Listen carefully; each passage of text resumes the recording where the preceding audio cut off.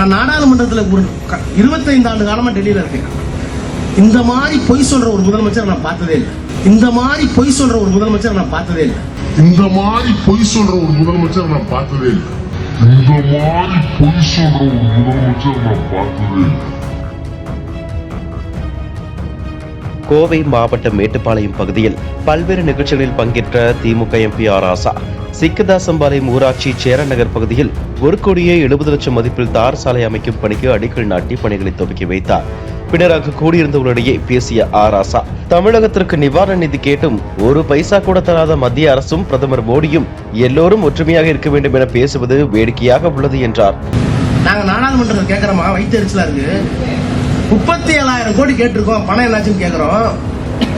அந்த பணத்துல 1,500 கொடுத்துட்டோம்னாங்கிறாங்க. ஐயோ, அது நாங்க கட்டின பணையா, எங்க தாய்மார்கள் கொடுத்த வரி பணம், அது சாதாரணமா வர வேண்டிய பணம், வழக்கமா வர வேண்டிய பணம். அந்த பணம் வந்துருச்சு, இங்க பெரிய பேரிடர் வந்திருக்கு, உங்க கையில இருக்க டெல்லியில பணம் தனியா வச்சிருக்கீங்க, அதுல இருந்து என்ன கொடுத்தீங்கன்னா அதுதான் இதுங்க. தொடர்ந்து பிரதமர் மோடியை கடுமையாக விமர்சித்து வந்த அவர் திடீரென இந்த மாதிரி பொய் சொல்லும் முதலமைச்சரை பார்த்ததில்லை என கூறியது திமுகவினரிடையே அதிர்ச்சியை ஏற்படுத்தியது. இந்த மாதிரி பொய் சொல்ற ஒரு முதலமைச்சர் நான் பார்த்ததே இல்லை. இந்த மாதிரி பொய் சொல்ற ஒரு முதலமைச்சர் நான் பார்த்ததே இல்லை. உடனடியாக அருகில் இருந்த கட்சி நிர்வாகிகள் சுதாரித்துக் கொண்டு ஆர் ராசாவிடம் கூறினர். உடனடியாக அவர் இப்படிப்பட்ட ஒரு பிரதமரை நான் 25 ஆண்டுகளில் பார்க்கவில்லை என்று மாற்றி கூறி சமாளித்தார்.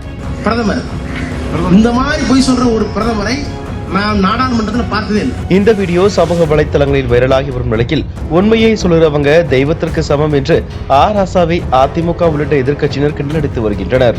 இதுபோன்ற செய்திகளை மேலும் தெரிந்து கொள்ள எங்களது யூடியூப், ஃபேஸ்புக் மற்றும் ட்விட்டர் ஆப்களை சப்ஸ்கிரைப் செய்யவும்.